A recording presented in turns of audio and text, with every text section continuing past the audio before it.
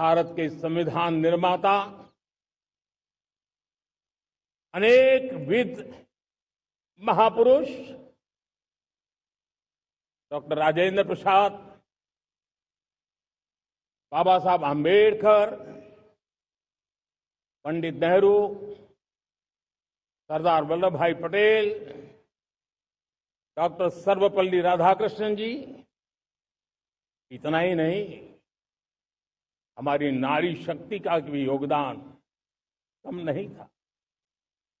हंसा मेहता जी, दाक्षायणी, वेलायुधन जैसी विदुषियों ने भी भारत के संविधान को सशक्त करने में अपनी भूमिका निभाई थी। मैं आज लाल किले की प्राचीर से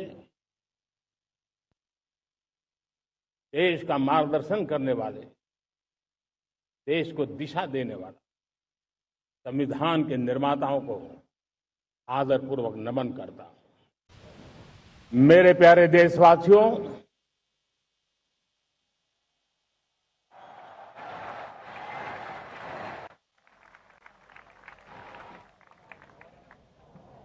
आजादी का ये महापर्व 140 करोड़ संकल्पों का पर्व है। आजादी का ये पर्व सामूहिक सिद्धियों का गौरव का पल है। हर हृदय उमंग से भरा हुआ है। देश एकता की भावना को निरंतर मजबूती दे रहा है। 140 करोड़ देशवासी आज तिरंगे के रंग में रंगे हैं। हर घर तिरंगा, भारत के हर कोने से, चाहे रेगिस्तान हो या हिमालय की चोटियां, समंदर के तट हो या घनी आबादी वाले क्षेत्र, हर तरफ से एक ही गुंज है, एक ही जयकारा है। हमारी प्राण से भी प्यारी मातृभूमि का जयगान है।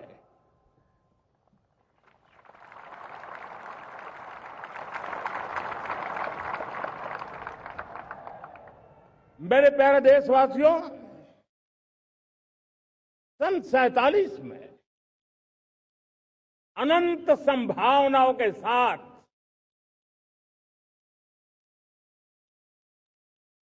कोटि कोटि भुजाओं के सामर्थ्य के साथ हमारा देश आजाद हुआ। देश की आकांक्षाएं उड़ाने भर रही थी, लेकिन चुनौतियां उससे भी कुछ ज्यादा थी। पूज्य बापू के सिद्धांतों पर चलते हुए संविधान सभा के सदस्यों ने एक बहुत ही महत्वपूर्ण दायित्व निभाया। भारत का संविधान गत 75 वर्ष से एक प्रकाश स्तंभ बन करके हमें मार्ग दिखाता रहा है। भारत के संविधान निर्माता, अनेक विद महापुरुष डॉक्टर राजेंद्र प्रसाद, बाबा साहब आम्बेडकर, पंडित नेहरू, सरदार वल्लभ भाई पटेल, डॉक्टर सर्वपल्ली राधाकृष्णन जी, इतना ही नहीं, हमारी नारी शक्ति का भी योगदान कम नहीं था। हंसा मेहता जी, दाक्षायणी, वेलायुधन जैसी विदुषियों ने भी भारत के संविधान को सशक्त करने में अपनी भूमिका निभाई थी। मैं आज लाल किले की प्राचीर से देश का मार्गदर्शन करने वाले, देश को दिशा देने वाला संविधान के निर्माताओं को आदरपूर्वक नमन करता हूं।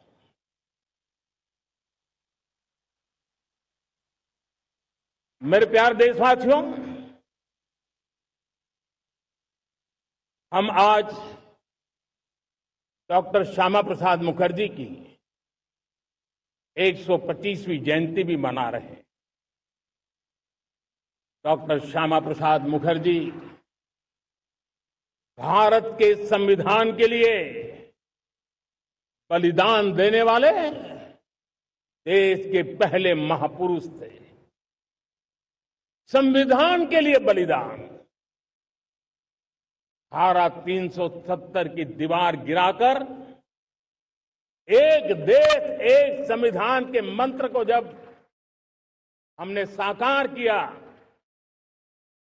तो हमने डॉक्टर श्यामा प्रसाद मुखर्जी को सच्ची श्रद्धांजलि दी।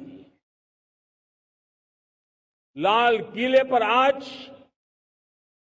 कई विशेष महानुभाव उपस्थित हैं। दूर सुदूर गांव के पंचायतों के सदस्य हैं, ड्रोन दीदी के प्रतिनिधि हैं, लखपति दीदी की प्रतिनिधि हैं, खेल जगत से जुड़े लोग हैं, राष्ट्र जीवन में कुछ न कुछ देने वाले यहां महानुभाव उपस्थित हैं। एक प्रकार से यहां मेरी आंखों के सामने मैं लघु भारत के दर्शन कर रहा हूं और टेक्नोलॉजी के माध्यम से विशाल भारत के साथ भी आज लाल किला जुड़ा हुआ है। मैं आजादी के इस महापर्व पर देशवासियों का, विश्व भर में फैलाए हुए भारत प्रेमियों का, हमारे मित्रों का हृदय से बहुत बहुत अभिनंदन करता हूं। साथियों, प्रकृति हम सब की परीक्षा ले रही है।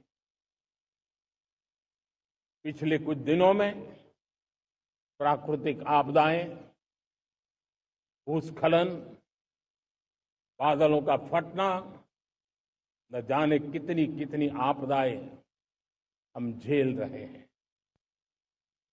पीड़ितों के साथ हमारी संवेदना है। राज्य सरकारें और केंद्र सरकार मिलकर के बचाव के काम, राहत के काम, पुनर्वसन के काम में पूरी शक्ति से जुटे हुए हैं। साथियों, आज 15 अगस्त का एक विशेष महत्व भी मैं देख रहा। मुझे बहुत गर्व हो रहा है। आज मुझे लाल किले की प्राचीर से ऑपरेशन सिंदूर के वीर जाबाजों को सैल्यूट करने का अवसर मिला है।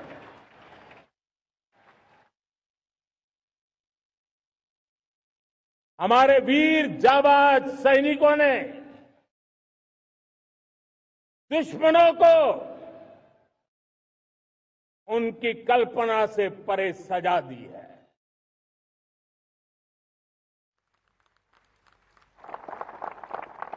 और इस अपील को पहलगाम में सीमा पार से आतंकियों ने आकर के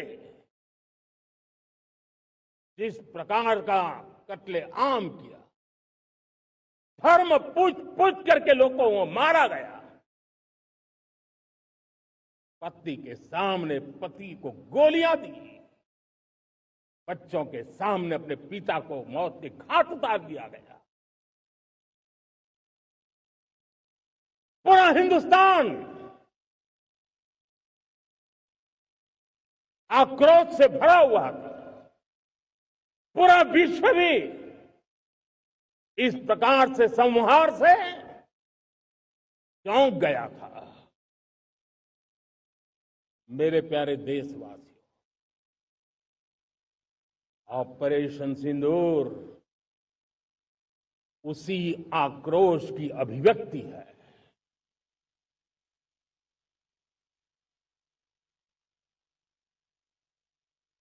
22 तारीख के बाद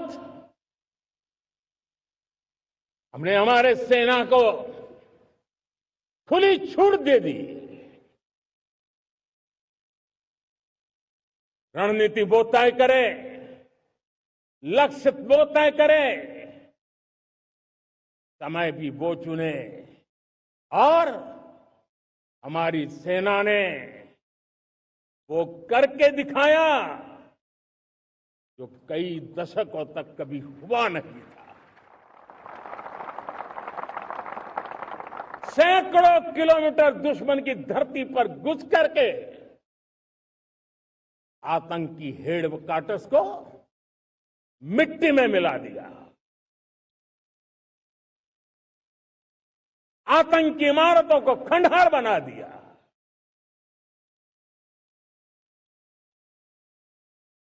पाकिस्तान की नींद अभी भी उड़ी हुई है।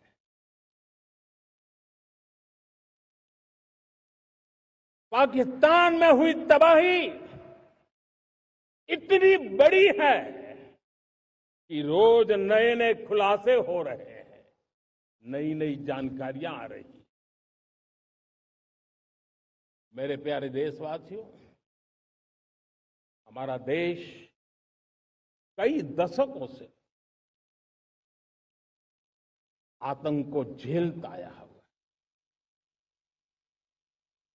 देश के सीने को छलनी कर दिया गया है। अब हमने एक न्यू नॉर्मल प्रस्थापित किया। आतंक को और आतंकी को पालने पोसने वालों को, आतंकियों को ताकत देने वालों को अब हम अलग अलग नहीं मानेंगे।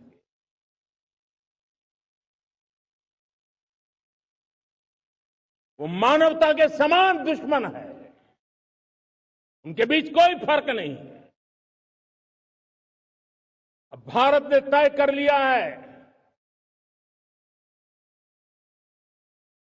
कि न्यूक्लियर की धमकियों को अब हम सहने वाले नहीं हैं।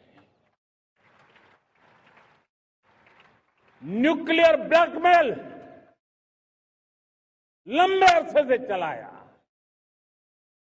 अब वो ब्लैकमेल नहीं सहा जाएगा।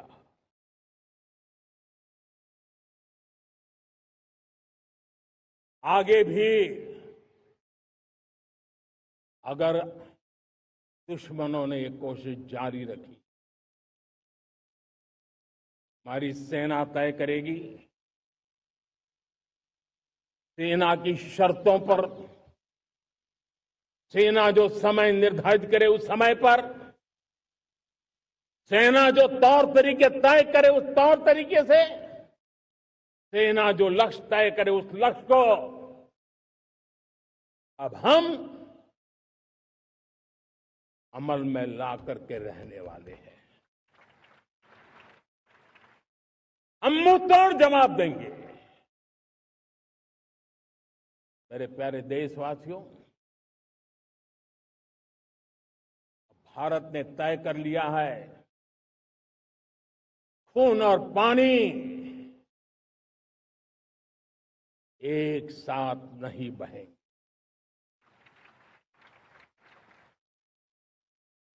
अब देशवासियों को भली भांति पता चला है कि सिंधु का समझौता कितना अन्यायपूर्ण है, कितना एक तरफा है। भारत से निकलती नदियों का पानी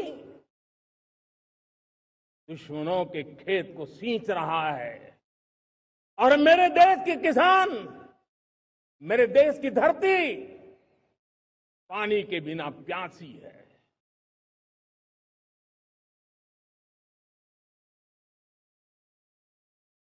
ये ऐसा समझौता था जिसने पिछले 7 दशक से मेरे देश के किसानों का अकल्पनीय नुकसान किया है।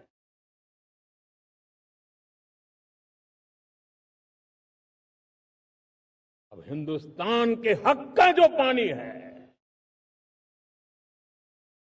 उस पर अधिकार सिर्फ और सिर्फ हिंदुस्तान का है, हिंदुस्तान के किसानों का है।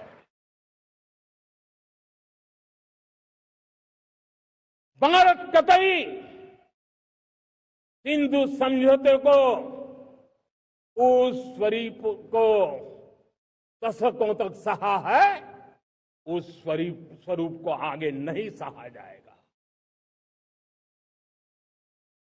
किसान हित में, राष्ट्र हित में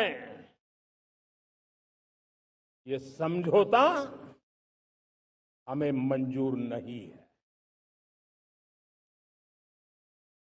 मेरे प्यारे देशवासियों,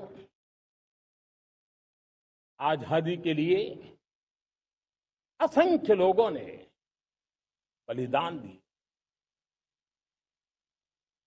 अपनी जवानी खपा दी, जेलों में जिंदगी गुजारी है, फांसी के तख्त पर लटके हैं, कुछ लेने पाने बनने के लिए नहीं, मां भारती के स्वाभिमान के लिए, कोटि कोटि जनों की आजादी के लिए, गुलामी की जंजीरों को तोड़ने के लिए। और मन में एक ही भाव था, स्वाभिमान। साथियों, गुलामी ने हमें निर्धन बना दिया, गुलामी ने हमें निर्भर भी बना दिया, औरों पर हमारी निर्भरता बढ़ती गई। हम सब जानते हैं, आजादी के बाद कोटि कोटि जनों के पेट भरना बड़ी चुनौती थी।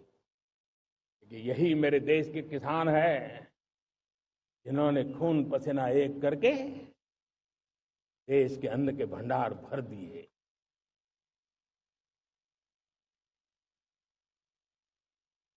अनाज के संबंध में देश को आत्मनिर्भर बना दिया। एक राष्ट्र के लिए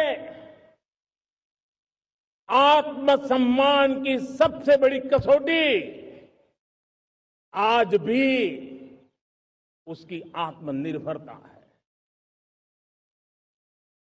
और मेरे प्यारे देशवासियों, विकसित भारत का आधार भी है आत्मनिर्भर भारत।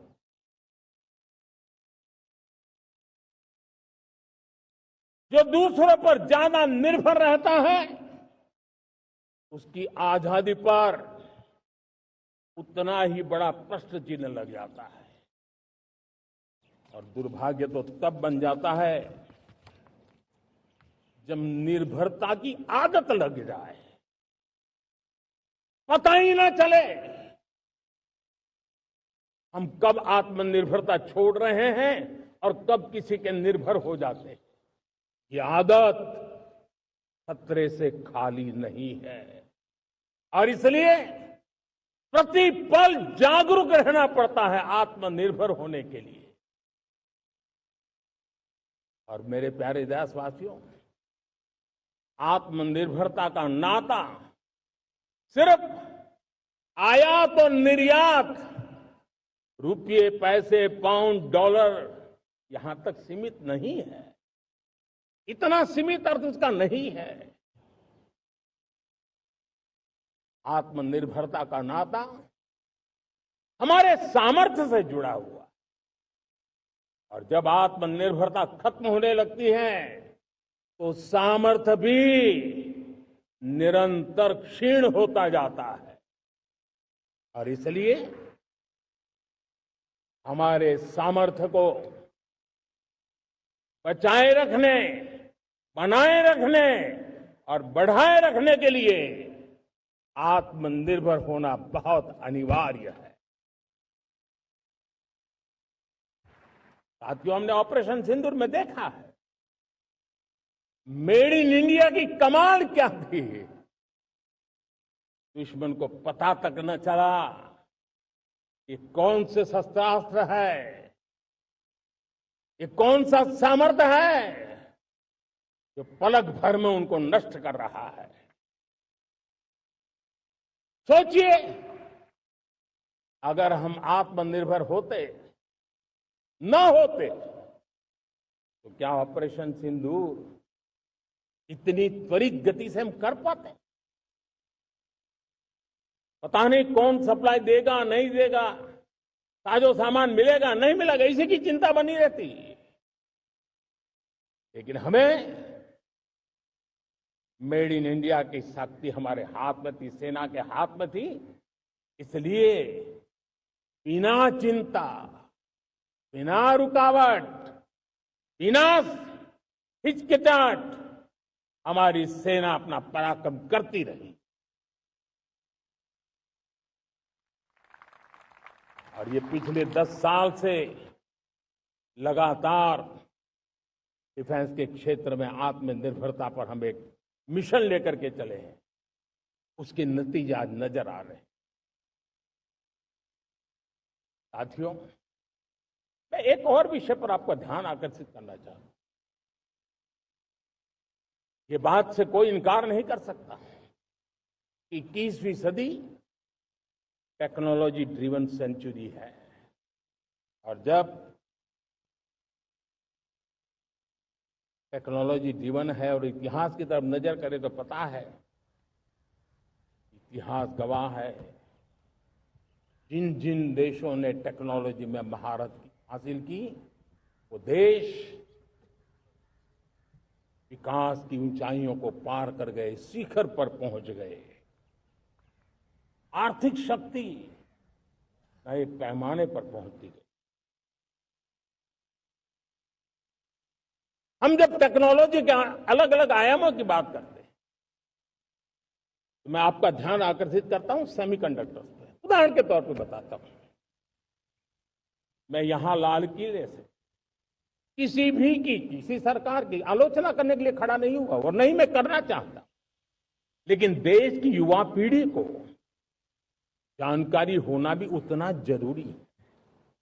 हमारे देश में 50-60 साल पहले सेमीकंडक्टर को लेकर के फाइलें शुरू हुई। 50-60 साल पहले फैक्ट्री का विचार चालू हुआ। आप मेरे नौजवानों जानकर के हैरान हो जाएंगे, आज सेमीकंडक्टर जो पूरी दुनिया की एक ताकत बन गया है, 50-60 साल पहले वो विचार, वो फाइलें अटक गई, लटक गई, अटक गई। सेमीकंडक्टर के विचार की ही भ्रूण हत्या हो गई। 50-60 साल गवा दी। हमारे बाद कई देश सेमीकंडक्टर में आज महारत हासिल करके दुनिया में अपनी ताकत को प्रस्थापित कर रहे हैं। साथियों, आज हमने उस बोझ से मुक्त होकर के मिशन मोड में सेमीकंडक्टर के काम को आगे बढ़ाया है। 6 अलग अलग सेमीकंडक्टर के यूनिट्स जमीन पर उतर रहे हैं। 4 नए यूनिट्स को हमने ऑलरेडी हरी झंडी दिखा दी है, ग्रीन सिग्नल दे दिया है। और देशवासियों और मेरे खास करके नौजवानों और विश्व भर में भारत की टेक्नोलॉजी की ताकत को समझने वाले लोगों को भी कहना चाहूंगा, इसी वर्ष के अंत तक मेड इन इंडिया, भारत की बनी हुई, भारत में बनी हुई, भारत के लोगों द्वारा बनी हुई मेड इन इंडिया चिप्स बाजार में आ जाएगी।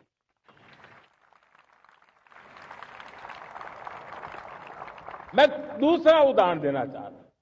अब ऊर्जा के क्षेत्र में हम सब जानते हैं कि हम एनर्जी के लिए बहुत सारे देशों पर डिपेंडेंट है।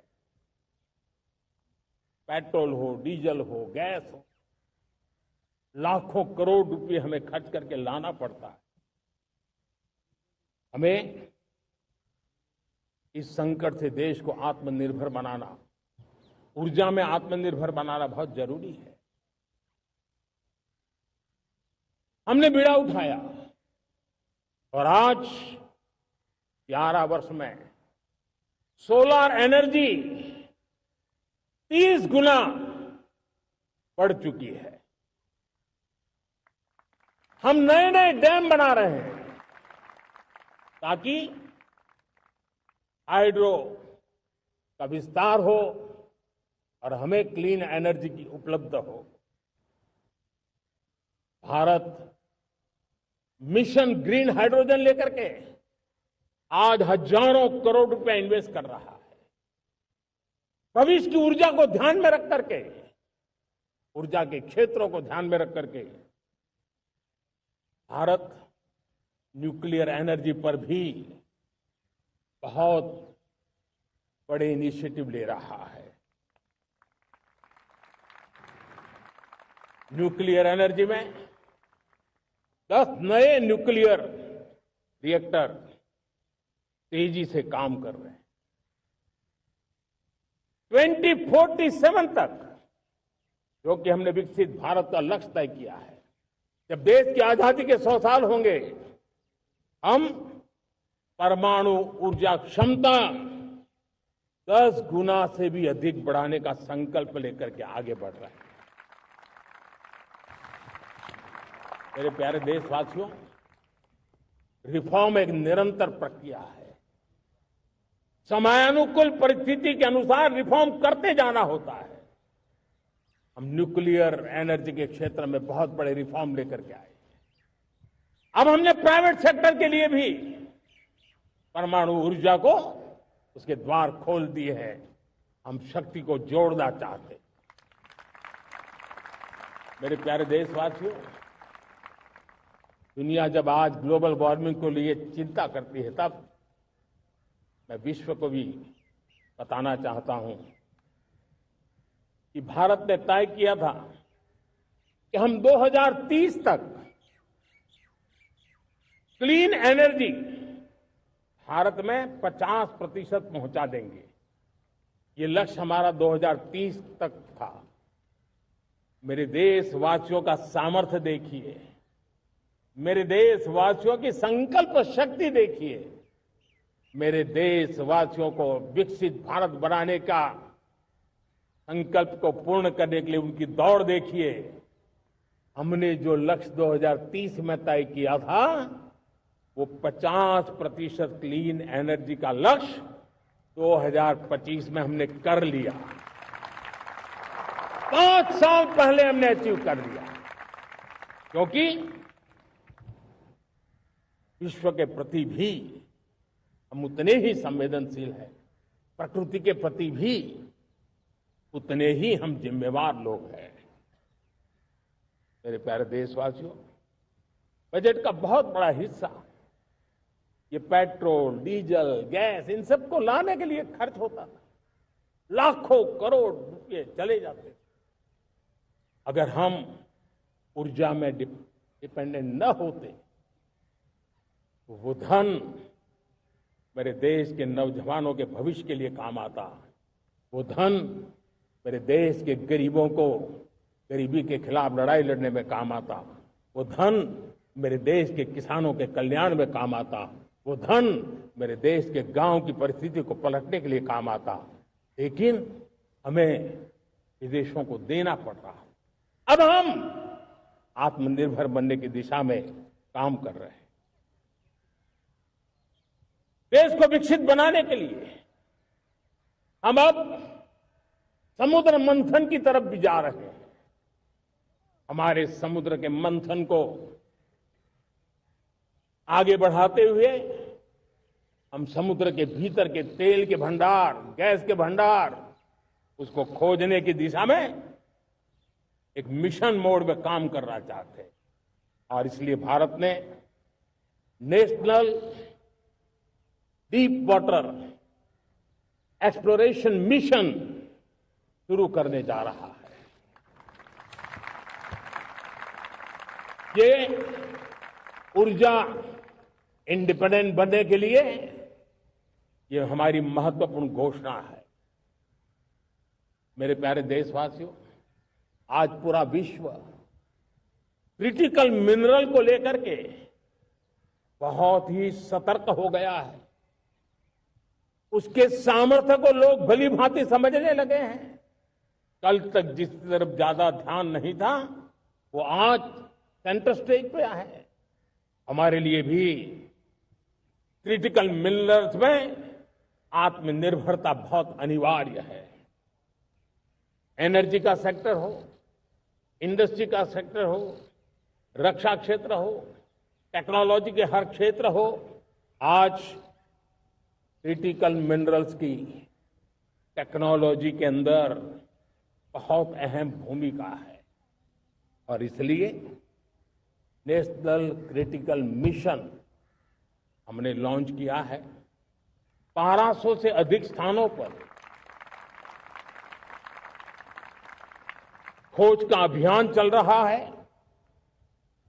और हम क्रिटिकल मिनरल में भी आत्मनिर्भर बनने की दिशा में आगे बढ़ रहे हैं। मेरे प्यारे देशवासियों, स्पेस सेक्टर का कमाल तो हर देशवासी देख रहा, गर्व से भर जा रहा। और हमारे group captain Shubhanshu Shukla space station से लौट चुके हैं और आने वाले कुछ दिनों में वो भारत भी आ रहे हैं। हम स्पेस में भी अपने दम पर आत्मनिर्भर भारत गगनयान की तैयारी कर रहे हैं। हम अपने बलबूते पर हमारा अपना स्पेस स्टेशन बनाने की दिशा में हम काम कर रहे हैं। और पिछले दिनों स्पेस में जो रिफॉर्म किए गए, मुझे बहुत गर्व हो रहा है। मेरे देश के 300 से ज्यादा स्टार्टअप्स आप सिर्फ और सिर्फ स्पेस सेक्टर में काम कर रहे हैं। और उन 300 स्टार्टअप में हजारों नौजवान पूरे सामर्थ्य के साथ जुटे हैं। ये है मेरे देश के नौजवानों की ताकत और ये है हमारे देश के नौजवानों के प्रति विश्वास। मेरे प्यारे देशवासियों, 140 करोड़ भारतवासी 2047 में जब आजादी के 100 साल होंगे, विकसित भारत के संकल्प को परिपूर्ण करने के लिए पूरी ताकत से जुटे हैं। इस संकल्प की पूर्ति के लिए भारत आज हर सेक्टर में आधुनिक इकोसिस्टम तैयार कर रहा है। और आधुनिक इकोसिस्टम हर क्षेत्र में हमारे देश को आत्मनिर्भर बनाएगा।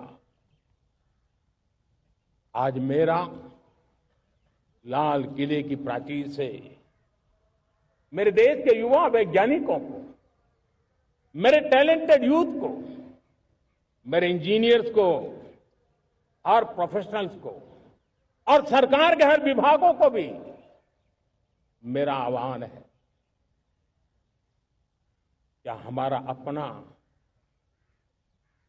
Made in India fighter jets के लिए जेट इंजन हमारा होना चाहिए कि नहीं होना चाहिए।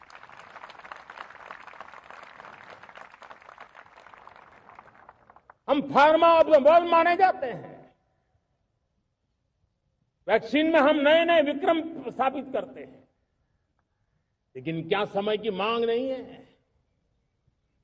हम रिसर्च और डेवलपमेंट में और ताकत लगाएं, हमारे अपने पेटेंट हो,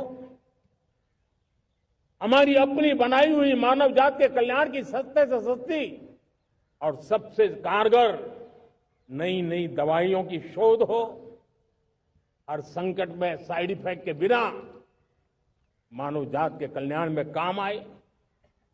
बायो 3 पॉलिसी भारत सरकार ने बनाई है। मैं देश के नौजवानों को कहता हूं, आइए बायो 3 पॉलिसी का अध्ययन करके अब कदम उठाइए। देश का भाग्य बदलना है, आपका सहयोग चाहिए। मेरे प्यारे देशवासियों, आज आईटी का युग है, डेटा की ताकत है। क्या समय की मांग नहीं है? ऑपरेटिंग सिस्टम से लेकर के साइबर सुरक्षा तक, डीप टेक से लेकर के आर्टिफिशियल इंटेलिजेंस तक, सारी चीजें हमारी अपनी हो, इस पर हमारे ही लोगों का सामर्थ्य जुटा हुआ हो, उनकी सामर्थ्य शक्ति का विश्व को परिचय कराए। साथियों, आज दुनिया में सोशल मीडिया कहो, बाकी प्लेटफॉर्म कहो, दुनिया के प्लेटफॉर्म पर हम काम कर रहे हैं। दुनिया ने हमने दिखा दिया है, यूपीआई का हमारा प्लेटफॉर्म आज दुनिया को अजूबा कर रहा है।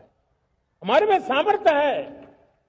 रियल टाइम ट्रांजैक्शन में 50% अकेला भारत यूपीआई के माध्यम से करता है। इसका मतलब की ताकत है। क्रिएटिव वर्ल्ड हो, सोशल मीडिया हो, ये जितने भी प्लेटफॉर्म्स हैं, मेरे देश के नौजवानों में चुनौती करता हूं आपको, आइए हमारे अपने प्लेटफॉर्म क्यों ना हो, हम क्यों दूसरों पर निर्भर रहे, क्यों भारत का धन बाहर जाए। और मुझे आपके सामर्थ्य पर भरोसा है। मेरे प्यारे देशवासी, जैसे ऊर्जा के क्षेत्र में हम डिपेंडेंट हैं, वैसा ही देश का दुर्भाग्य है कि फर्टिलाइजर, उसमें भी हमें दुनिया पर निर्भर रहना पड़ता है। मेरे देश के किसान भी फर्टिलाइजर का सही उपयोग कर करके धरती माता की सेवा कर सकते हैं। अनाप शनाप उपयोग से भी धरती मां को बहुत नुकसान पहुंचा रहे हैं।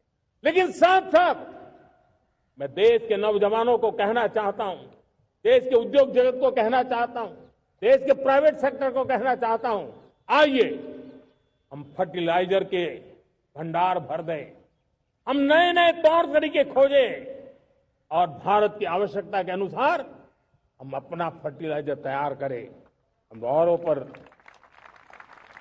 निर्भर न रहे। साथियों, आने वाला युग ईवी का है। अब ईवी बैटरी क्या हम नहीं बनाएंगे? हम निर्भर रहेंगे? सोलर पैनल की बात हो, इलेक्ट्रिक व्हीकल्स के लिए जिन जिन चीजों की आवश्यकताएं हैं, वो हमारी अपनी होनी चाहिए। साथियों, मैं ये इसलिए कहने की हिम्मत करता हूं, क्यों? क्योंकि मुझे देश के नौजवानों के सामर्थ्य पर भरोसा है। और भरोसा सिर्फ वो मेरे देश के नौजवान हैं इतने मात्र से नहीं है। कोविड के समय हम बहुत सारी चीजों पर निर्भर थे। तो मेरे देश के नौजवानों को कहा गया कि वैक्सीन हमारी अपनी चाहिए, देश ने करके दिखाया। कोविन प्लेटफॉर्म हमारा अपना होना चाहिए, देश ने करके दिखाया। करोड़ों करोड़ों लोगों की जिंदगी बचाने का काम हमने किया है। वही स्पिरिट, वही जज्बा हमें जीवन के हर क्षेत्र में आत्मनिर्भर बनने के लिए अपना सब कुछ देना है। अपना जो बेस्ट है वो हमें दे करके रहना है। साथियों, पिछले 11 साल में एंटरप्रेन्योरशिप, उद्यमशीलता को बहुत बड़ी ताकत मिली।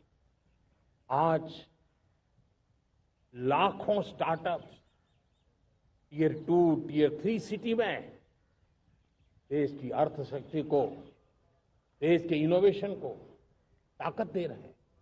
उसी प्रकार से मुद्रा योजना से हमारे देश के करोड़ों नौजवान, उसमें भी हमारी बेटियां, करोड़ों करोड़ों लोग मुद्रा से लोन लेकर के अपना खुद का कारोबार कर रहे हैं।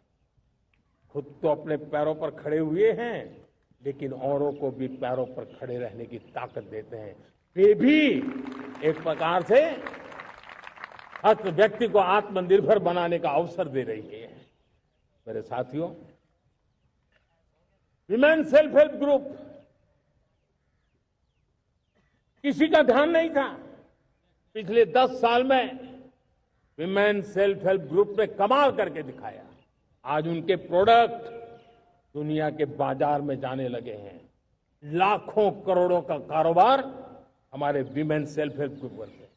मैंने एक बार मन की बात में खिलौने की बात कही थी। हम करोड़ों करोड़ रुपए में खिलौने विदेश से लाते थे। मैंने ऐसे ही मन की बात में कहा, करे मेरे देश के नौजवानों, ऐसा भी करें इन्हें क्या, किलो भी बाहर जाएंगे। और आज मैं गर्व से कहता हूं कि मेरा देश खिलौने एक्सपोर्ट करने लग गया है। यानी देश के सामर्थ्य को हर प्रकार के अवसर मिले, हर रुकावटों से मुक्ति मिले, उसको सर्वाधिक करने के लिए प्रेरित किया जाए। देश कर सकता है। मैं देश के युवाओं से कहता हूं, आइए आप इनोवेटिव आइडियाज लेकर के, आपके आइडियाज को मरने मत देना दोस्त। आज का आपका आइडिया हो सकता है आने वाली पीढ़ी का भविष्य बना सकता है। मैं आपके साथ खड़ा हूं, मैं आपके लिए काम करने के लिए तैयार हूं, आपका साथी बन के काम करने तैयार हूं। आप आइए, हिम्मत जुटाइए।